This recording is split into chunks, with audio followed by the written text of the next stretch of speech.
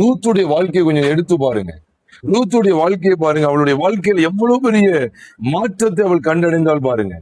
ரூத்தின் புஸ்தகத்துக்கு திருப்பும் போது, ரூத்தின் புஸ்தகம் 1வது அதிகாரத்துக்கு வேதத்தை திருப்பிக் கொள்ளலாம் பிரியமானவர்களே. அங்கே அவளுக்குள்ள இருந்த ஒரு பெரிய வெளிச்சம் என்ன, வெளிப்பாடு என்ன, 16ஆம் வசனத்துல நாம் பார்க்கிறோம். அதற்கு ரூத், நான் உம்மை பின்பற்றாமல் உம்மை விட்டு திரும்பி போவதை குறித்து என்னோட பேசணும். எதை குறித்து அவள் தெளிவா இருந்தா அப்படின்னு சொன்னா பாருங்க, நான் உம்மை பின்பற்றாமல் உம்மை விட்டு திரும்பி போவதை குறித்து என்னோட என்ன செய்ய வேண்டாம். அப்ப முதல்ல அவளுக்கு என்ன வெளிப்பாடு இருந்தது அப்படின்னு கேட்டா, நான் இஸ்ரவேல் தேசத்துக்கு தான் வருவேன். பாலும் தேனும் ஓடுகிற கானான் தேசமாகி அந்த இஸ்ரவேல் தேசத்துக்குள்ளதான் நான் வருவேன். நான் மோவாப் தேசத்துக்கு திரும்பி போறதை பத்தி பேசக்கூடாது. இப்ப நான் ஒரு தீர்மானத்துல இருக்கிறேன். என்ன தீர்மானம்? அங்க தீர்மானம் எழுதப்படாட்டாலும் ரூத் இடத்துல இருந்து அந்த தீர்மானம் என்ன, திரும்பி போறதை பத்தி பேசக்கூடாது. அப்ப எதுல அவ கவனமா இருக்கா பாருங்க. ஏன்னா அதுக்கு முந்தின வசனத்துல அவ சொல்றா, 15ஆம் வசனத்துல, நீயும் பாருங்க அழகா சொல்றா, இதோ உன் சகோதரி தன் ஜனங்களிடத்துக்கும் தன் தேவர்களிடத்துக்கும் திரும்பி போய்விட்டாளே. கவனிக்கீங்களா? ஜனங்கள் தன் தேவர்கள் சொல்லும் போது மோவாப் தேசம், மோவாபில் உள்ள ஜனங்கள் அருவருப்பானவர்கள், மோவாபில் உள்ள தேவர்கள் அருவருக்கப்படத்தக்கவைகள், அசிங்கங்கள், மூட பழக்க வழக்கங்கள், அருவருப்புகளை நடப்பிக்கிறவர்கள்.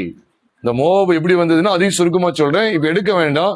ஆதியாகமத்தின் புஸ்தகம் 19வது அதிகாரம் கடைசி பகுதியில பார்க்கிறோம். லோத்துடைய பிள்ளைகள், லோத்துடைய 2 குமாரத்திகள் லோத்துவுக்கு திராட்சரசை குடிக்க கொடுத்து அவன் மதிமயங்க என பொழுது அவனோடு தவறாய் நடந்தது நிமித்தமாய் பிறப்பிக்கப்பட்ட பிள்ளைகள்ல ஒன்றுதான் யாரு? மோவாப். அருவருப்பான ஒரு சந்ததி. மோவாப் கர்த்தருடைய சபைக்கு உட்படலாகாது என்கிற சத்தியத்தையும் உபாகமத்தின் புஸ்தகம் 23வது அதிகாரம் துவக்கத்திலே வாசிக்கிறோம். அது 10ஆம் தலைமுறை மட்டும் அது விளக்கப்பட வேண்டும் என்கிற சத்தியத்தை தேவன் வெளிப்படுத்தி இருக்கிறார். பிரியமானவர்களே, இந்த ரூத்துடைய காரியங்களை கொஞ்சம் கவனியுங்கள்.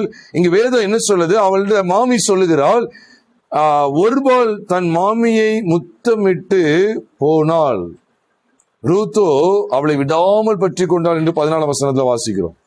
இப்ப இவ சொல்றா, இதோ உன் சகோதரி யார்? ஒருபால் தன் ஜனங்களிடத்துக்கும் தன் தேவர்களிடத்துக்கும் திரும்பி போய்விட்டாலே, நீயும் உன் சகோதரியின் பிறகு என்ன செய், திரும்பி போ என்றார். இன்னைக்கு இந்த திரும்பி போகிற இந்த காரியத்துலதான் நம்ம எவ்வளவு கவனமா இருக்க வேண்டியது இருக்குன்னா, திரும்பி போ அப்படின்னு சொல்லி சொல்லப்படுகிறது. எதுல இருந்து திரும்பி போ சொல்லனா, அவளுடைய லெக்கு என்ன, அந்த வாக்குத்தத்தம் பண்ணப்பட்ட தேசம் மறக்கக்கூடாது. அதான் கானான் தேசம். முன்னால கானானியர் குடியிருந்ததுனால அந்த தேசத்துக்கு பேர் கானான் தேசம். கானானியர்கள் துரத்தி விடப்பட்டு அதுல இஸ்ரவேலர்கள் குடியிருந்ததுனால அந்த தேசம் எப்படி ஆயிடுச்சு? சத்தமா சொல்லுங்க. கானானியர் துரத்தி விடப்பட்டதுனால கானானியர் குடியிருந்துட்டு இருக்கும் போது அது கானான் தேசம். கானானியர்கள் துரத்தி விடப்பட்டு இஸ்ரவேலர்கள் குடியிருந்ததுனால அந்த தேசம் என்ன தேசம்? இஸ்ரவேல் தேசம். இஸ்ரவேல் தேசம் தான் கானான் தேசம், மறக்காதீங்க. கானான் தேசம் தான் இஸ்ரவேல் தேசம். இப்போ ரூத்துடைய பார்வை, ரூத்துடைய சிந்தனை, ரூத்துடைய நோக்கங்கள், ரூத்துடைய நடை, ரூத்துடைய லெக்கு, ரூத்துடைய பார்வை, ரூத்துடைய எல்லா பகுதியுமே எதை நோக்கி இருக்கிறது? வாக்குத்தத்தம் பண்ணப்பட்ட தேசத்தை நோக்கி இருக்கிறது. கலப்பையில் கை வைத்து பின்னிட்டு பார்க்கிறவனும் தேவனுடைய ராஜ்யத்துக்கு உகந்தவன் அல்ல, பாத்திரன் அல்ல. அப்படிதான் லூக்கா 9வது அதிகாரம் கடைசி பகுதியில் வாசிக்கிறோம். பிரியமானவர்களே, கிறிஸ்தவ வாழ்க்கையில பின் திரும்பாத வாழ்க்கை, நோ டர்னிங் பேக். அவதான் சொல்றா, திரும்பி போவதை குறித்து பேச வேண்டாம். எதை முதல்ல ஸ்டாப் பண்றா பாருங்க. ஏன்னா அவளுடைய சிந்தைகளும் எண்ணங்களும் பார்வையும் லெக்கும் நோக்கமும் எதிர்பார்ப்பும் அவளுடைய நடையும் அவள் இப்பொழுது காண்பிக்கக்கூடிய தீவிரமும் எதை நோக்கி இருக்கிறது? எதை பற்றி இருக்க? சத்தமா சொல்லுங்க. வாக்குத்தத்தம் பண்ணப்பட்ட கானானை நோக்கி இருக்கிறது. நீங்க நமக்கு வாக்குத்தத்தம் பண்ணப்பட்ட கானான் எந்த கானான்? சத்தமா சொல்லுங்க. பரம கானான். இப்ப அந்த பரம கானானை நோக்கி இருக்கிற ரூத்தாக நீங்களும் நானும் காணப்படுகிறோம். ஐயா, இங்க ஆண்கள் இருக்காங்களா, அவங்கள ரூத்து கிடையாது எப்படி சொல்லலாம் கேட்டீங்கன்னா, மணவாட்டி. சபைனாலே மணவாட்டி தான். அது என்ன ஆண்கள் பெண்கள்? அப்ப மணவாட்டி சபையின் பைபிள்ல இருக்க இல்லையா? இப்ப நான் ஒண்ணு கேட்கிறேன். கொரிந்தி சபையை பார்த்து சொல்றார். 2 கொரிந்தியரின் புஸ்தகம் 11வது அதிகாரம் 2ஆம் வசனத்துல அப்போஸ்தலனாகிய பவுல் என்ன சொல்றார்? நல்ல கவனிங்க. 2 கொரிந்தியர் 11வது அதிகாரம் 2ஆம் வசனத்துல, நான் உங்களை கற்புள்ள கன்னிகையாக கிறிஸ்து என்னும் ஒரே புருஷனுக்கு ஒப்பு கொடுக்க, ஆமா, நியமித்தபடியால் உங்களுக்காக நான் தேவ வைராக்கியமான வைராகம் கொண்டிருக்கேன். இப்போ பவுல் சொல்றாரு, நான் உங்களை கற்புள்ள கன்னிகையாக சொல்றார். கிறிஸ்து என்னும் ஒரே புருஷனுக்கு ஒப்பு கொடுக்க நியமித்துன்னு சொல்றார். இவ கொரிந்தி சபையில நான் உங்கள்கிட்ட ஒரு கேள்வி கேட்கிறேன். கொரிந்தி சபையில இருக்கிற பெண்களை குறித்து தான் சொன்னாரா, இல்ல ஒட்டுமொத்த சபையையும் கற்புள்ள கன்னிகைன்னு சொல்லி பேசினாரா? சத்தமா சொல்லுங்க. எல்லாரும் சேர்த்தான் சொன்னார். ஏன் கற்புள்ள கன்னிகைன்னு சொல்லிட்டாரு, அப்ப எடுங்க வாலிப பிள்ளைங்களை மட்டும் ஆண்ட பவுல் சொல்றாரு அப்படியே சொல்லுவீங்க?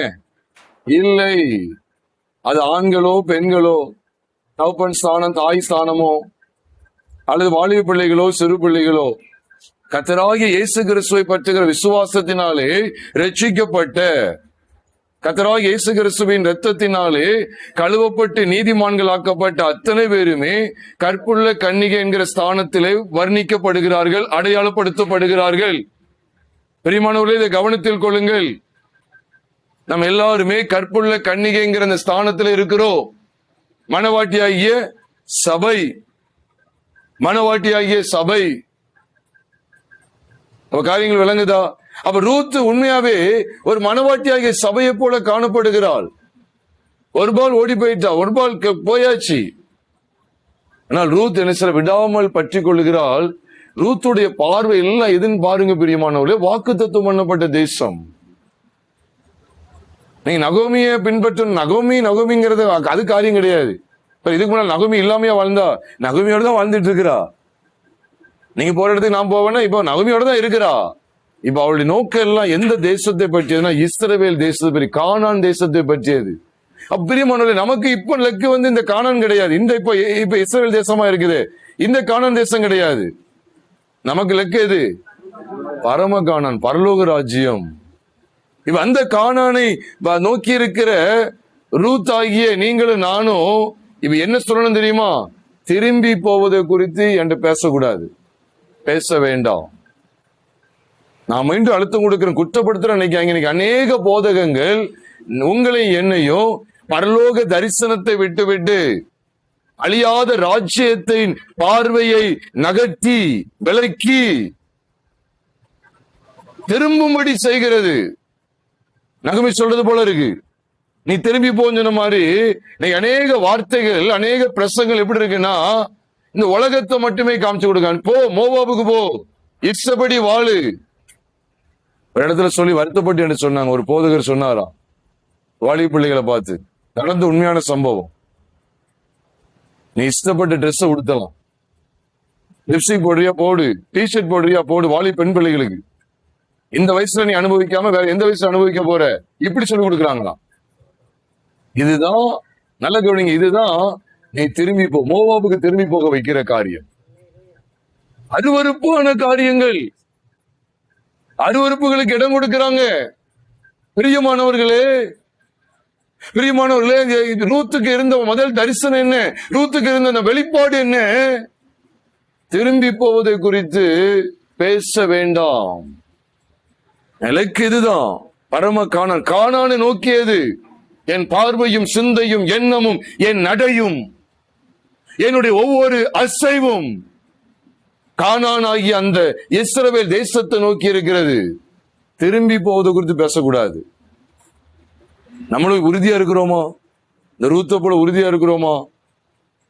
அதனாலதான் ஆதி அப்போஸ்தலர்கள் இதை காமிச்சு கொடுத்தாங்க. நிலையான நகரம் நமக்கு இங்கே இல்லை, வரப்போகிறதையே நாடி தேடுகிறோம் என்று எபிரேயர் 13வது அதிகாரம் 14வது வசனத்துல காண்பித்து கொடுத்தாங்க. பிரியமான சகோதர சகோதரிகளே, நாம் கேட்கக்கூடிய போதனை என்ன? என்ன போதனை கேட்கும்? நீ அணைய நேரம் என்ன சொல்ல தெரியுமா? நல்ல கவனிங்க. நீ அணைய நேரம் என்ன சொல்ல தெரியுமா? தேவன் பேசினான்னு சொல்றோம். என்ன பேசினான்னு உள்ள போய் பார்த்தா கைகால் சுகம் தருவார்னு ஊழியர் பேசினது பேசிட்டார். பிரியமான தயவு செய்து சொல்றேன், வஞ்சிக்கப்படாதீங்க. கைகால் சுகம் கிடைக்குன்னா 2 வேளை மாத்திரை மெடிக்கல்ல வாங்கி போட்டாலும் கை கால் சுகம் கிடைக்கும். அப்ப மாத்திரை நீங்க மெச்சுக்கிடுவீங்களா? மாத்திரை நீங்க துதி பாடிடுவீங்களா? நீ எத்தனையோ விக்கிர கோயில்ல போயிட்டு வர்றாங்க, அற்புதம் நடக்குன்னு சொல்றாங்க. ஆனா அற்புதத்தினால நீங்க அற்புதம் தான் என் கைகால் சரியாயிட்டு அப்போ இந்துக்களும் சொல்றாங்க. அப்போ அது முக்கியமான ஒண்ணாயிருமா? நீங்க சொல்லுங்க. யோசிச்சு பாருங்க பிரியமானவர்களே. நீ எதற்காக தேவனை தேடுறோம்? நீ ஜனங்களுக்கு தெரியல. ரூத்துடைய நோக்கம் என்ன தெரியுமா? அந்த கானானுக்குள்ள நான் வரணும், அதான் நோக்கம். மோவாப்ல சாப்பிடறதுக்கு வழி இல்லையா? அங்க சாப்பிட வழி இல்லைன்னு சொல்லிதுனேன், பெத்லெஹேம்ல சாப்பிட வழி இல்லைன்னு சொல்லிதுன்னா அவங்க மோவாப்ல போய் நல்லா வாழ்ந்துட்டு இருந்தாங்க. 10 வருஷம் வாழ்ந்தாங்களே. சாப்பாடுக்கு குறைச்சலாங்க போட்டிருக்கு சொல்லுங்க. மோவாப்ல பஞ்சம் உண்டாயிட்டு நீங்க போட்டிருக்கா பைபிள்ல? இப்ப அங்க இஸ்ரவேல்ல பஞ்சம் உண்டாயிட்டு அதனால இங்க வந்தேன், பெத்லெஹேம்ல பஞ்சம் உண்டாயிட்டு நான் இங்க வந்தேன், மோவாவுக்கு வந்தேன். இப்ப மோவாவில் பஞ்சம் உண்டாயிட்டு இப்ப நான் பெத்லெஹேம் திருப்பி வரனா போனா இல்ல, அங்க தானியம் இருக்கு, போக வேண்டிய நிலைமை வந்துச்சு, அவ்வளவுதான். அங்க தானியம் இருக்குனால இங்க மோவாவில் தானியம் இல்லாம போயிட்டுன்னு போட்டிருக்கா? இல்லை பிரியமானவர்களே. இந்த உலகமும் நமக்கு நம்மை சந்தோஷப்படுத்த முடியும். உலகமா தேவனா, உலக பொருளா தேவனுடைய ராஜ்யமா அப்படிங்கிறத பார்க்கும்போது தேவனுடைய ராஜ்யத்துக்கு முக்கியத்துவம் கொடுங்க.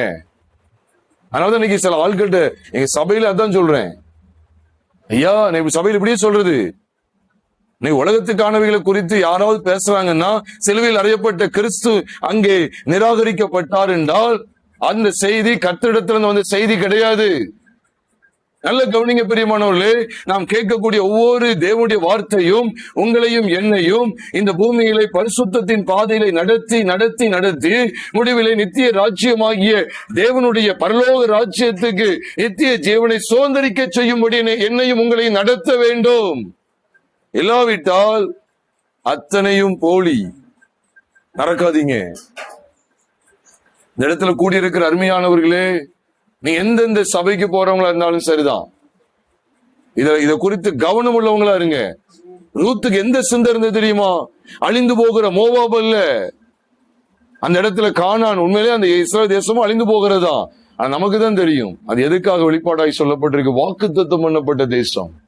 நமக்கு வாக்குத்தத்தம் பண்ணப்பட்டிருக்கு. நித்திய ஜீவனை அளிப்பேன் என்பது அவர் நமக்கு செய்த வாக்குத்தத்தம் என்று சொல்லி 1 யோவான் 2வது அதிகாரம் 25வது வசனத்துல வாசிக்கிறோம். நித்திய ஜீவன், தேசத்தை குறித்த வெளிப்பாடு, தேசத்தை குறித்த வெளிப்பாடு ரூத்துக்குள்ளே காணப்பட்டிருந்தது. அதனாலதான் திரும்பி போன்கிற விஷயத்துல எதை பற்றி கொண்டா தெரியுமா? மோவாபா இஸ்ரவேலா? இல்ல, இஸ்ரவேல் தான் எனக்கு முக்கியம். முதற்கட்டமா நமக்கு எதை குறித்த வெளிச்சம் தேவை தெரியுமா? உடைய தேவன் என்னுடைய தேவன் இல்ல. முதல்ல எனக்கு எதை குறித்த வெளிச்சம் தேவைன்னா தேசத்து குறித்த வெளிச்சம் தேவை. இந்த உலகம் என்கிற அழிந்து போகிற வஸ்துக்கள் தேவையா அல்லது அழியாத நித்திய ராஜ்யம் தேவையா அப்படிங்கிறத ஆராய்ந்து பாருங்கள் பிரியமானவர்களே. இது இன்னைக்கு கொஞ்சம் பேர் நீங்க வந்திருக்கீங்க, உங்க மத்தியில பேசுறேன், பெரிய பெரிய சபைகளை பேசுறேன், அடுத்து கூடுவாங்கன்னு நினைக்கீங்க. செய்தி நல்லாவே இல்லை, ஒரு மாதிரி இருக்கு. இங்க எல்லாம் நாங்க எதுக்காக வந்தோம்? பைக் வச்சிருக்கிறவங்களுக்கு கார் வேணும், காருக்காக நான் எதிர்பார்த்து நிற்கும். இடம் வாங்கி போட்டவங்களுக்கு வீடு கட்டணும், அந்த எதிர்பார்ப்பு நாங்க இருக்கோம். பிள்ளைகளுக்கு நல்ல ரிசல்ட் வரணும்னு எதிர்பார்ப்புல நிற்கும். பிள்ளைகள் படிச்சு முடிச்சுட்டாங்க, இப்ப நல்ல உத்தியோகம் வேணும்னு நாங்க எதிர்பார்ப்புல சர்ச்சைக்கு வந்திருக்கோம். இந்த ஆளை போய் கூப்பிட்டுக்கிட்டு பரலோகம் நித்திய சொல்லிட்டு பாவ மன்னிப்பை தருவாராம், பரிசுத்த வாழ்க்கையை தருவாராம். பிரியமானவர்களே கவனியுங்கள், எதுக்கு சொல்ல வரேன்? இந்த உலகத்துல பூமிக்குரியவைகளை நாடாதிருங்கள். பைபிள்ல இருக்கா இல்லையா? மேலானவைகள் நாடுகள் இருக்கா இல்லையா? இருக்கு. இதுல வாசித்து பாருங்க, கொலோசியர் 3:1 வாசித்து பாருங்க. கொலோசியர் 3வது அதிகாரம் முதல் 2 வசனங்களை வாசித்து பாருங்க. நீங்க கிறிஸ்துடனே கூட எழுந்தது, எல்லாரும் எழும்பல, கிறிஸ்துடனே கூட எழும்பல, அந்த உயிர்த்தெழுந்த சாயலுக்கு எழும்பல. அதனாலதான் அவர் பேசுறாரு, நீங்க கிறிஸ்துடனே கூட எழுந்தோம்னா என்ன அர்த்தம்? மரணத்தின் சாயலை முறித்து, மரணத்தின் சாயலை, மரணத்தை விழுங்கி, மரணமாகி அந்த ஆதாமின் சாயலை விழுங்கி, அந்த பாவத்தன்மை கொண்ட சாயலை விழுங்கி, உலகம் என்று உலகத்தின் பால் ஓடுகிற அந்த ஆதாமின் சாயலாகி அந்த மரணம் என்கிற அந்த மரணத்தின் சாயலிலிருந்து எழும்பவே இல்லை இன்னும். அதுதான் அவர் சொல்றாரு, நீங்க கிறிஸ்துடனே கூட எழுந்தது உண்டானால் கிறிஸ்து தேவனுடைய வலது பரிசத்தில் வீட்டிருக்கும் இடத்தில் உள்ள மேலானவைகளை மேலானவைகள் என்ன செய்யுங்க? தேடுங்க. அடுத்த வசனத்தை போட்டிருக்கு, பூமியில் உள்ளவைகளை அல்ல மேலானவைகளை என்ன செய்யுங்க? நாடுங்கள் முடியும்.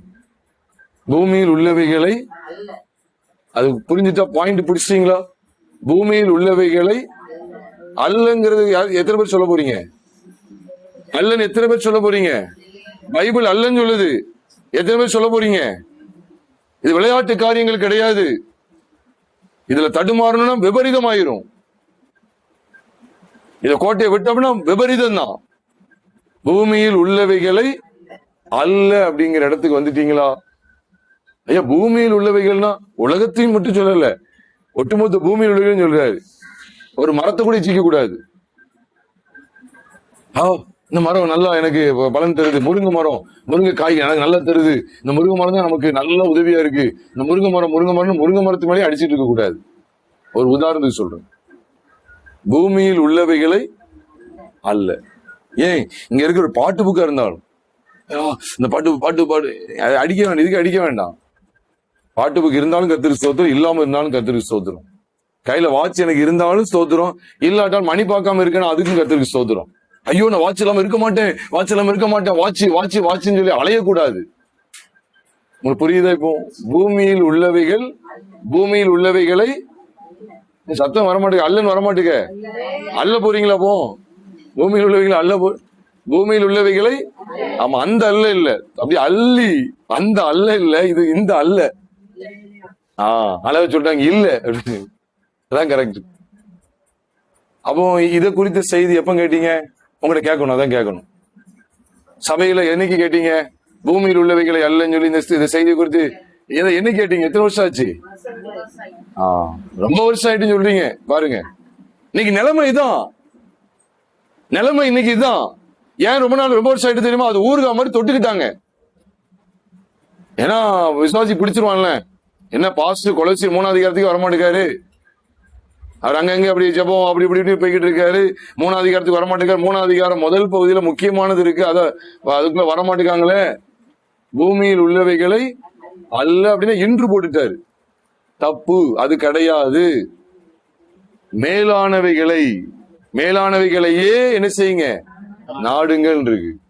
ஒரு தேவ பிள்ளைகள் அடையக்கூடிய ஒரு மகிமையான அனுபவம், பிரியமானவர்களே, ஒரு தேவ பிள்ளை அடையக்கூடிய மகிமையான அனுபவம் இது. அதனாலதான் ரூத்தை குறித்த சிந்தையை கவனிங்க. நான் ரூத்தை குறித்த ரொம்ப பிரமாண்டமா பேசல, நான் கொஞ்சம் காரியம் சொல்லி முடிக்கிறேன். இந்த ரூத்தை குறித்த அருமையான வெளிப்பாட பாருங்க. இந்த ரூத் எதை குறித்த தரிசனத்தோடு இருக்கிறாள்? அந்த மேலானதை குறித்த தரிசனம். உடனே எழுத்தின் நினைப்பீங்க, அந்த தேசத்தை நோக்கி அப்ப நம்மளும் இந்த தேசத்தை நோக்கி பயணிப்போமா? அப்போ ரூத்த மாதிரி இஸ்ரேல் தேசத்தை நோக்கி பயணிச்சுட்டா இருக்கும். இப்போ காரியம் அது கிடையாது, பிரியமானவர்களே. இந்த இஸ்ரேல் தேசத்தை நோக்கி போன இருந்தா இப்ப நம்ம போய்கிட்டு இருப்போமே, காஷ்மீரை தாண்டி எங்கேயோ போய்கிட்டு இருப்போமே. இல்லையே, அது நோக்கம் இல்லையே. நமக்கு கொடுக்கப்பட்ட கானான் எது? பரலோக கானான், பரம கானான். அப்ப நம்முடைய சிந்தை அதை நோக்கி இருக்குதா? ரூத்தை பற்றிய விஷயத்துல முதல் காரியமா பாக்குறோம். அவருடைய முதல் காரியம் என்ன தெரியுமா? கானானை நோக்கி இருக்கு. அவருடைய பார்வை, சிந்தை, நோக்கு, லெக்கு எல்லாம் தேவ பிள்ளைகளுடைய பார்வை அப்படிதான் இருக்கணும். அதனாலதான் அவன் வாழ்க்கையை ஆண்டு பாருங்க, கட்டுறாரு பாருங்க, கட்டுகிறா. அவன் எங்கேயா கேட்டாலா எனக்கு திருமணம் நடக்கணும் எங்கேயா பிடிச்சாலா, அடம் பிடிச்சாலா? இல்ல, அது அதுவா நடக்கு. அப்படி நகை சொல்றது அப்படி கேட்க, அவ்வளவுதான். அப்படியே போகுது. அவ விருப்பப்பட்டு எனக்கு அது வேணும், இது வேணும், எனக்கு வயல் வேணும், எனக்கு நிலம் வேணும், இதான் கேட்டாலா? நகைமிட்டு சொன்னாலோ உம்முடைய நிலம் ஏன் நிலம் அப்படின்னு சொன்னாலோ, உம்முடைய சொத்து என்னுடைய சொத்துன்னு சொன்னாலோ? சொல்லுங்க. அழகா சொல்லிட்டாங்க. அதை தேடுறதுனால, இஸ்ரவேலின் தேவனை தேடுறதுனால இவர் எல்லாம் கூட கொடுக்கப்பட்டுச்சு. அங்க ஏதாவது விரும்பினாலோ அங்க அவட சொல்லிருப்பாள, உம்முடைய தேவன் என்னுடைய தேவன், உம்முடைய சொத்து அப்படி போட்டிருக்க. அப்படி ஏதாவது உம்முடைய சொத்து என்னுடைய சொத்துன்னு சொல்லலையே.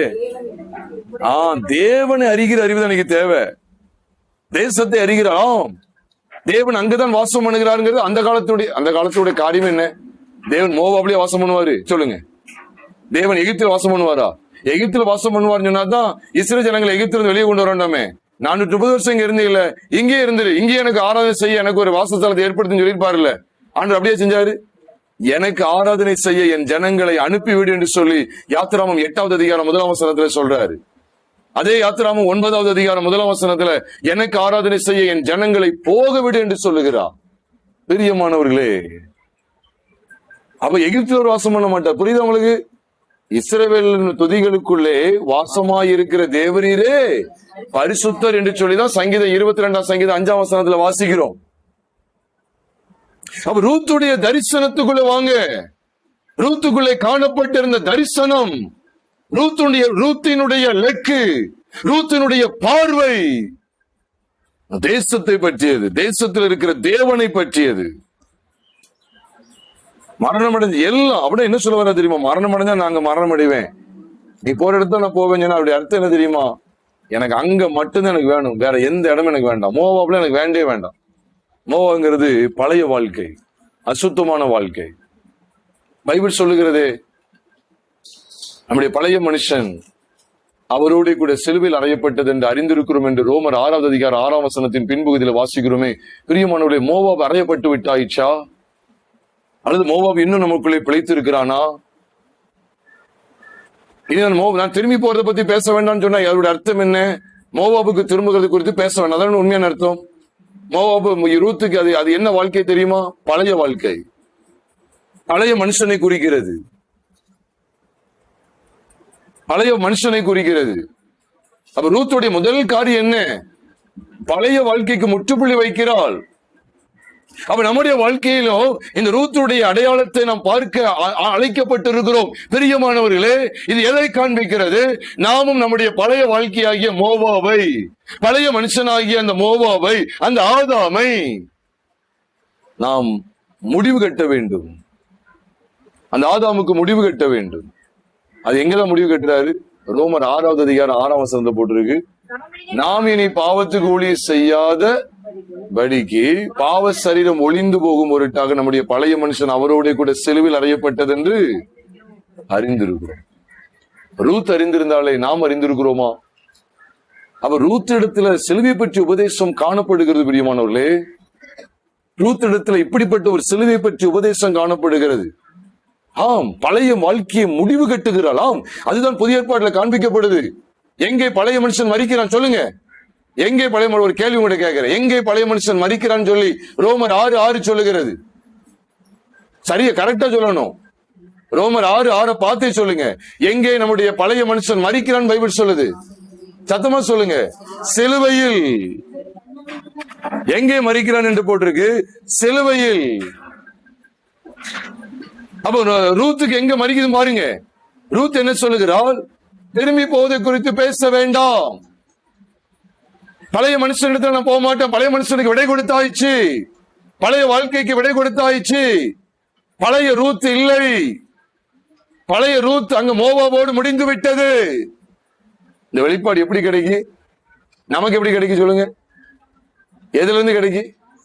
சத்தமா சொல்லுங்க. சிலுவையிலிருந்து கிடைக்கும். சிலுவையில் அறையப்பட்ட கிறிஸ்து மூலமா கிடைக்கும். நீங்க இதை பேசணும் என்ன சொல்லிருக்கோம்? அதுக்கு கால நேரம் இருக்கியா? அது மார்ச் மாசம் பேசுவாங்க. நீங்க இப்பவுமே எடுத்தீங்கன்னா என்ன கதை? அப்போ மார்ச் மாசம் தான் பரிசுத்த வாழ்க்கை வேணும், சுய விருப்பான வாழ்க்கை வேணும். இந்த ஆகஸ்ட் இந்த ஜூலை மாசத்துக்கு வேண்டாம், அப்படித்தானே? எப்பவும் வேணும்னு சொல்றோம். ஆனா அதுக்கு மட்டும் தான் முக்கியத்துவம் கொடுக்கறது. அது பிப்ரவரி கடைசியில் ஆரம்பிச்சு ஏப்ரல் துவக்கத்தோட முடிக்கணும். 40 இருந்து 46 நாள். பிரியமானவர்களே, ஜாக்கிரதையா இருங்க. பிரியமானவர்களே, என்னாலும் செல்வியை பற்றி பேசணும். நீ சபைகள்ல செல்வியை பற்றிய பாடல்கள் உண்டா? இப்ப கிடையாது, மார்ச்ல தான். என்ன அந்தோ கல்வாரின்னா அடிதான் கிடைக்கும். இப்ப படிக்க முடியுமா? இப்போ அப்ப நீங்க கண்டுபிடிங்க. போலியான மார்க்கம் இருக்கக்கூடாது சபையில. இப்ப இந்த பாட்டு இப்ப கிடையாது. பாரம்பரிய சபையில என்னது இல்ல? பாரம்பரிய சபைகள் என்ன கிடையாது? ஆணிகள் பாய்ந்தனா இப்ப ஆணிகள் பாய்ஞ்சிரும் நம்ம மேல. ஆணிகள் பாய்ந்த கரங்களை விரித்து அவளா இயேசுனை அழைக்கிறாங்கிற பாடல் பாரம்பரிய சபையில் என்னது? அதுதான் அதுக்கு பேர் பாரம்பரிய சபை. நம்ம எவ்வளவு தூரம் விலகி இருக்கோம்னு பாக்கிறீங்களா நீங்க? அது ஏன் படிக்க கூடாது? வசன ஆதாரம் காமிங்க. ஏன் படிக்க கூடாது? உன் பஞ்சாங்கத்தை எடுத்து வெளியே போடு. உன் பஞ்சாங்கம் வேண்டாம், உன் பஞ்சாங்கம் வேண்டாம், பைபிள் தான் வேணும். மார்ச்ல படிப்பேன், ஏப்ரல்ல படிப்பேன் சொல்றியே, உனக்கு வெக்கமா இல்லையா? இதுக்கு தான் நீ ஊழியம் செய்கிறாயா? கயிறை கலத்திரு. கயிறு நீ கட்ட வேண்டிய அவசியமே கிடையாது. வெள்ளை கயிறா இருக்கட்டும், கருப்பு கயிறா இருக்கட்டும், கயிறை கலத்திரு. நீ ஊழியம் செய்ய லாக்கியே கிடையாது. இந்த வேதத்தை கொண்டு வரணும், இந்த பைபிளை கொண்டு வரணும். பிப்ரவரி கடைசி, மார்ச் துவக்கம். யார் கற்றுக் கொடுத்தா இது? இல்ல முன்னோர்கள். முன்னோர்கள்ட்டே பேர் பைபிளை விட்டுருங்க. அப்போ இந்த பைபிள் அதெல்லாம் விட முன்னோடியானது. வெளிச்சம் கிடையாது. இன்னைக்கு படிக்க முடியுமா? நீங்க எங்கேயோ போயிருப்பாங்க. தெரித்துவ திருநாளுக்கு பின்னொரு 4ஆம் ஞாயிறு 5ஆம் எங்கேயோ போயிருப்பாங்க. நிலைமை அப்படி மோசமா இருக்கு. நம்மளும் அங்கதான் ஐக்கியப்பட்டுக்கிட்டு நம்ம நினைச்சிடும் ஊன்னு சொல்லி கத்திக்கிட்டு வசனத்துக்குள்ளேயே வர்றது கிடையாது. சிலுவை பெற்ற உபதேசம் இன்னைக்கு கசப்பு தான். மார்ச் மாசம் தான் எடுக்கும். ரூத்துடைய வாழ்க்கையை கவனிக்கலாம் பிரியமானவர்களே. நீ மனுஷன் பழைய வாழ்க்கையோடு போராடிக்கிட்டு இருக்கான். பழைய மனுஷனோடு போராடிக்கிட்டு இருக்கான். பாவத்தை ஜெயிக்க முடியலன்னு சொல்லி போராடிக்கிட்டு இருக்கான். இவருக்கு இப்ப பஞ்சாங்கத்தை தான் நிறைவேற்றணும். பைபிளை நிறைவேற்ற உனக்கு அக்கறை இல்லையா? நான் கேட்கிறேன், பைபிளை நிறைவேற்றணுங்கிற அக்கறை உனக்கு கிடையாதா? யாருங்க பஞ்சாங்கத்தை கொண்டு வந்தா? தேவனை கொண்டு வந்தாரு. சொல்லுங்க, தேவனை கொண்டு வந்தாரு? இல்ல. பைபிளுக்குள்ள வாங்க பிரியமானவர்களே. மனுஷன் பாவத்துல செத்துக்கிட்டு இருக்கான். பழைய மனுஷனோடு போராட்டம், தாங்கொன்னா போராட்டம், கடுமையான போராட்டம். இது அந்த பழைய மனுஷனை ஒழித்து கட்டுற சிலுவை பெற்ற உபதேசத்தை கொண்டு வர்றதுக்கு வழி இல்லை. அடுத்து போயிட்டே இருக்க வேண்டியது. பாலர் ஞாயிறு, வாலிபர் ஞாயிறு, அப்புறம் பிசாசு ஞாயிறு ஒரு ஞாயிறு சேர்த்து வச்சுக்க. அது ரொம்ப பொருத்தமா இருக்கும். யார் சொல்லிக் கொடுத்தாங்க கேட்கிறேன்? யார் சொல்லிக் கொடுத்தா? அனுதினமும் சிலுவை பெற்ற உபதேசம் தேவை பிரியமானவர்களே. இயேசு அனுதினம் எடுக்க சொன்னாரா இல்லையா? லூக்கா 9வது அதிகாரம் 23ஆம் வசனத்துல, ஒருவனின் பெண்ணை வர விரும்பினால், அது சீசர்களுக்கு மட்டும் சொல்லல, அதுல போட்டிருக்கு அவர் எல்லாரையும் பார்த்து தான் போட்டிருக்கு, எல்லாரையும் நோக்கி தான் சொல்றான்னு போட்டிருக்கு. லூக்கா 9:23ல, ஒருவன் என் பின்னே வர விரும்பினால் அவன் தன்னைத்தான் வெறுத்து தன் சிலுவையை, வருஷத்துக்கு 40 நாள் போட்டிருக்காங்க. அவ எதுக்கு யாருக்கு கீழ்ப்படிய போறீங்க? பாரம்பரியத்துக்கா இல்ல பரிசுத்த தேவனுக்கா? சத்தம் வர மாட்டேங்குது. நீ தேவனுக்கு கீழ்ப்படிய மாட்டீங்களாமோ? தேவனுக்கு கீழ்ப்படி அழைக்கப்பட்டிருக்கிறோம். அது கவனத்தில் கொள்ளுங்க பிரியமானவர்களே. எந்த மனுஷனை தாக்கணும் நோக்கம் இல்ல. வேதத்துக்கு எவ்வளவு முரண்பாடான காரியங்கள் நடந்துட்டு இருக்குன்னு பாருங்க. ரொட்டீனா போறதுக்கு இது என்ன பள்ளிக்கூடமா? இது இந்த பாடம், அதுக்கு அந்த பாடம் முடிச்சுக்க, அந்த பாடம் அந்த பாடம் முடிச்சுக்க, இந்த பாடம். பைபிளை பாருங்க. சரி, நான் கேட்கிறேன், அப்போ முதல்ல நமக்கு கலாத்தியர் இருக்கு. ஒரு உதாரணத்துக்கு சொல்றேன். கலாத்தியருக்கு அப்புறம் தான் என்ன வருது? எபேசியர் வருது. எபேசியருக்கு அப்புறம் தான் பிலிப்பியர் வருது. பிலிப்பியருக்கு அப்புறம் தான் கொலோசியர் வருது. அப்போ கலாத்தியர்ல சிலுவை பெற்ற உபதேசம் சொல்லப்படுது, எபேசியர்ல சிலுவை பெற்ற உபதேசம் சொல்லப்படுது. மாத்திர வேண்டியதானே? சிலபஸ் அல்லது கண்டென்ட்டை மாத்த வேண்டியதானே? டாபிக்கை மாத்த வேண்டியதானே? லெசன் டாபிக்கை மாத்த வேண்டியதானே? அதுலயே நிக்காங்க பாருங்க. அதிலே நிக்கிறாங்க. நாம் அறிந்து கொள்ள வேண்டும் சபைக்கு வேண்டிய சத்தியங்கள். ரூத் எப்படிப்பட்ட தரிசனம் கொண்டிருந்தால் ஆராய்ந்து பாருங்க பிரியமானவர்களே. உடைய தேவன் என்னுடைய தேவன். அதுல விசேஷமா தேவனையும் தேசத்தையும் குறித்து அவளுக்கு வெளிப்பாடு இருந்தது. நீங்க எந்த இடமும் எடுத்துக்கங்க. உதாரணத்துக்கு ரூத்தின் புஸ்தகம் 1வது அதிகாரத்துக்கு வாங்க. நான் ஒரு சில சொல்லி முடிக்க வாஞ்சிக்கிறேன். ரூத்தின் புஸ்தகம் 1வது அதிகாரத்துல நீங்க 16ஆம் வசனத்துல பாத்தீங்கன்னா, திரும்பி போவதை குறித்து என்னோட பேச வேண்டாம் அப்படின்னா தேசத்தை குறித்த வெளிப்பாடு. நீர் போகும் இடத்திற்கு நானும் வருவேன், அதுவும் இதை குறித்த வெளிப்பாடுதான், தேசத்தை குறித்த வெளிப்பாடுதான். அடுத்து பாருங்க, நீர் தங்கும் இடத்தில் நானும் தங்குவேன், இதுவும் எதை பற்றிய வெளிப்பாடுதான். சத்தமா சொல்லுங்க, தேசத்தை குறித்த வெளிப்பாடு. அங்கதான் நான் தங்குவேன், அங்கதான் போவேன், அங்கதான். அதுக்கடுத்து சொல்றார், உம்முடைய ஜனம், இதுவும் எதை பற்றிய வெளிப்பாடுதான், தேசத்தை குறித்த வெளிப்பாடுதான். அந்த தேசத்துல இருக்கிறவங்க தான் எனக்கு. இப்ப மோவாப் ஜனம் ஏன் ஜனம் கிடையாது. பழைய வாழ்க்கை எல்லாம் புரட்டி போட்டாச்சு. பிரியமானவர்களே, அந்த இடத்துல நீங்க கிறிஸ்துவின் சிலுவையை பாக்குறீங்களா இல்லையா? நீங்க பாக்கலன்னா வேதத்தை சரியா படிக்கலன்னு அர்த்தம். கிறிஸ்துவின் சிலுவையை பாருங்க. ஐயா, கிறிஸ்துவின் சிலுவை எங்க போட்டிருக்கீங்க கேட்காதீங்க. உண்மையான அர்த்தம் என்ன தெரியுமா? பழைய வாழ்க்கையை முற்றுப்புள்ளி வைக்கக்கூடிய இடம் எது தெரியுமா? சிலுவை. அதுதான் ரோமர் 6:6 வாஸ்தவம். அப்ப ரூத்துக்கு ஒரு சட்டம், நமக்கு ஒரு சட்டமா? அப்ப ரூத்து சுயமா செஞ்சுட்டாளா? அப்ப நம்மளும் சுயமா நம்முடைய பழைய வாழ்க்கைக்கு விடை கொடுத்துடலாமா? என்னை அல்லாமல் உங்களால் ஒன்று செய்யக்கூடாது என்று இயேசு சொன்னார். யோவான் 15வது அதிகாரம் 5ஆம் வசனத்துல. பிரியமானவர்களே, அதை தொடர்ந்து பாருங்க. அவ என்ன சொல்றா பாருங்க. நீ தங்குமிடத்தில் நான் தங்கும், உம்முடைய ஜனம் என்னுடைய ஜெபம், உம்முடைய தேவன் என்னுடைய தேவன், நீர் மரணமடையும் இடத்தில் நானும் மரணமடையும். இது எதை பற்றிய வெளிப்பாடு? தேசத்தை குறித்த வெளிப்பாடு. மரணமே இல்லாமல் உண்மை விட்டு இதுவும் தேசத்தை குறித்த வெளிப்பாடு. ரெண்டே விஷயத்தை சொல்லிடலாம் நீங்க. ஒன்று தேசத்தை குறித்த வெளிப்பாடு, இன்னொன்று தேவனை குறித்த வெளிப்பாடு. அவ்வளவுதான். சுருக்கமா சொல்லணும்னா இஸ்ரவேலை குறித்தும் இஸ்ரவேலின் தேவனை குறித்தும் வெளிப்பாடு. அவ்வளவுதான். சரிதானா? ஏமா எல்லாம் சரிதானா? இஸ்ரவேலை குறித்து இஸ்ரவேலின் தேவனை குறித்த வெளிப்பாடுன்னா ரூத்துட்டு இருந்துச்சு. இந்த ஒட்டு மொத்தத்தை நான் 2 கேட்டகரிஸா கொண்டு வரேன். 2 கேட்டகரிக்குள்ள கொண்டு வரேன். தேசத்தை குறித்து தேவனை குறித்து, தேசத்தை குறித்து தேவனை குறித்து. நல்லா படிச்சுக்கங்க. அப்ப நமக்கு என்ன வெளிப்பாடு வேணும் தெரியுமா? தேவனை அறியணும், அந்த தேவனுடைய ராஜ்யத்தை அறியணும். இப்ப தேவனுடைய தேசம் எது? பரலோக ராஜ்யம். தேவனுடைய தேசம் எது? பரலோக ராஜ்யம். அது அங்க நான் செல்லணும், அங்கதான் நான் இருப்பேன். அதுதான்.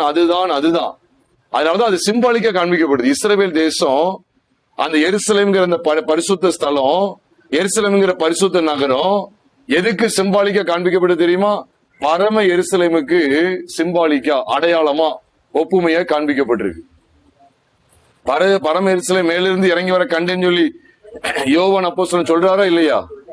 சொல்றாரு. அப்ப நமக்கு இன்னைக்கு என்ன தேவை தெரியுமா பிரியமானவர்களே? தேவனை குறித்தும் தேவனுடைய ராஜ்யத்தை குறித்தும், தேவனை குறித்தும் தேவனுடைய ராஜ்யத்தை குறித்த வெளிப்பாடு தேவை. அதை மட்டும் நான் உறுதியா பற்றிக் கொள்வேன். அதை தவிர எனக்கு எதுவும் கிடையாதுங்கிறதுல ரூத் உறுதியா இருந்தால், இன்னைக்கு இப்படிப்பட்ட தீர்மானத்தை தேவன் எதிர்பார்க்கிறார். அப்ப நமக்கு இப்படிப்பட்ட தீர்மானம் வேணா என்ன செய்யணும்? நீ யோசிச்சு பாருங்க. அவ நகோமி சொல்லும்போது கூட சொல்றா, உன் சகோதரி தன் ஜனங்கள் எடுத்துக்கும். அப்படின்னு என்ன அர்த்தம்? தேசத்தை குறித்த வெளிப்பாடு. தன் ஜனங்கள் எடுத்துக்கும், தன் தேவன் எடுத்துக்கும். இது தேவனை குறித்த, கடவுளை குறித்த வெளிப்பாடு. அப்ப என்ன வெளிப்பாடுங்கன்னா, ஒரு பால் எங்க போயிட்டா? அந்த தேசத்துக்கும் அந்த தேசத்தின் தேவன் இடத்துக்கும் திரும்பிட்டா. இப்ப ரூத் எங்க போறா? ஒரு பாலுடைய காரியம் என்ன? நல்ல விளங்கிங்க. ஒரு பாலுடைய காரியம் என்ன? மோவாப் என்கிற தேசமும் மோவாபின் தேவர்களும் தேவை. ரூத்துக்கு என்ன தேவை? இப்போ இஸ்ரவேல் தேசமும் இஸ்ரவேலின் தேவனும் தேவை. தேசமும் தேவனும். இதுலதான் ரூத்துக்கு அருமையான வெளிப்பாடு கிடைத்தது. நமக்கு இருக்குதா? தேவனை குறித்த வெளிப்பாடும் தேவனுடைய ராஜ்யத்தை குறித்த வெளிப்பாடு இருக்குதா? ஆராய்ந்து பாருங்க. இதுக்காக தான் தேவன் நம்மை அழைத்து கொண்டு வந்திருக்கிறார்.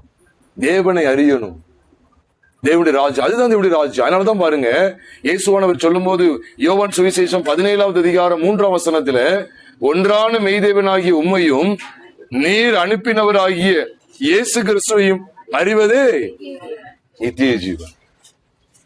அப்ப உங்களுக்கு புரியுதா? தேவனை அறிகிற பகுதியில தான் எது இருக்கு? ஆமா. அப்ப இந்த இடத்துல 2 காரியம் காண்பிக்கப்பட்டிருக்கு. தேவனை அறிதலும் நித்திய ஜீவனும் காண்பிக்கப்பட்டிருக்கா இல்லையா? இதுதான் அந்த ரூத் இடத்துல காணப்படுது. அப்ப இந்த இடத்துக்கு நான் வரணும்னா சிலுவையை பற்றிய உபதேசத்தை பற்றி கொள்ளணும். ஏன் சிலுவை பற்றிய உபதேசம்? ஏன்னா என்னுடைய ஒட்டுமொத்த பழைய வாழ்க்கையையும், என்னுடைய ஒட்டுமொத்த பழைய சுபாவங்களையும், என்னுடைய ஒட்டுமொத்த பழைய வாழ்க்கையினுடைய எல்லா பாவத்தன்மைகளையும் கொண்ட பழைய மனுஷனாகிய ஆதாமையும் எங்கதான் மாண்டு போகிற காட்சியாய் நான் பார்க்க முடிகிறது? சிலுவையில் கிறிஸ்துவோடு. இந்த வெளிப்பாட்டுக்கு முன் அடையாளமா, முன் நிழலா அன்றைக்கு ரூத் இப்படிப்பட்ட ஒரு உறுதியோடு இருக்கிற தரிசனத்தை, இப்படிப்பட்ட உறுதியோடு இருக்கிற காட்சியை நீங்களும் நானும் ரூத்தின் சரித்திரத்திலே 1வது அதிகாரத்தில் பார்க்கிறோம். இந்த காட்சி எதற்காக? நீங்களும் நானும் இவ்விதமாய் தேவனை ஆராதித்து, தேவன் மட்டும்தான், தேவன் தேவனுடைய ராஜ்யம், தேவன் தேவனுடைய ராஜ்யம், தேவனும் தேவனுடைய ராஜ்யமும், தேவனும் தேவனுடைய ராஜ்யமும். அதற்குதான் பழைய வாழ்க்கை வேண்டாங்கிற இடத்தை தீர்மானிக்க. அதுதான் சிலுவை பற்றிய உபதேசம். நம்முடைய பழைய மனுஷன் எங்க அறையப்பட்டிருக்கான்? சத்தமா சொல்லுங்க. எங்க மாண்டு போயிட்டான்? எங்க சிலுவையில் அறையப்பட்டான்னு என்ன அர்த்தம்? மரித்து விட்டான். நம்முடைய பழைய மனுஷனாகி ஆதாம் எங்கே மரித்து விட்டான்? சிலுவையிலே மரித்து விட்டான். பிரியமான சகோதர சகோதரி, நாமும் இந்த இடத்திலே நிலைத்து நிற்போம். ரூத்தை போல இப்படிப்பட்ட மகா மேன்மையான இடத்திலே நாம் நிலைத்திருக்கும் போது, சிலுவை பற்றி உபதேசத்தை கொண்டு, சிலுவையில என்னுடைய பழைய மனுஷன், என்னுடைய உங்களுடைய பழைய மனுஷனாகிய ஆதாம் மரித்து விட்டான். இந்த உலகமே சதம் என்று காண்பித்துக் கொடுக்கக்கூடிய ஆதாம் உலகத்தின் ஆசாபாசங்களையும் உலகத்தின் கவர்ச்சிகளையும் உலகத்தின் மேன்மைகளையும் நமக்கு காண்பித்துக் கொடுத்து நம்முடைய மாம்சத்தை கரைப்படுத்தும்படிக்கு எத்தனித்து கொண்டிருக்கிற பழைய மனுஷனாகிய ஆதாம் சிலுவையிலே கிறிஸ்துடனே கூட மரித்து விட்டான், சிலுவையில் அறையப்பட்டிருக்கிறான். Adam was crucified with Christ. ஆதாம் கிறிஸ்துடனே சிலுவையில் மரித்து விட்டான், சிலுவையில் அறையப்பட்டு விட்டான். இந்த வெளிச்சத்தோடு நாம் ஜீவிப்போமா? இந்த தரிசனத்தினுடைய முன் நிழல் தான் யார்கிட்ட காணப்பட்டிருந்தது? சத்தமா சொல்லுங்க. ரூத் இடத்துல காணப்பட்டிருந்தது. அந்த சாயல் யார் இடத்திலும் காணப்படணும்? நம்ம இடத்திலும் காணப்படணும். இருக்க இடத்திலே தலைகளை தாழ்த்தி நாம் ஜெபித்து நிறைவு செய்வோமா? எல்லாரும் அப்படி நாம் தேவ சமூகத்திலே ஜெபிப்போம்.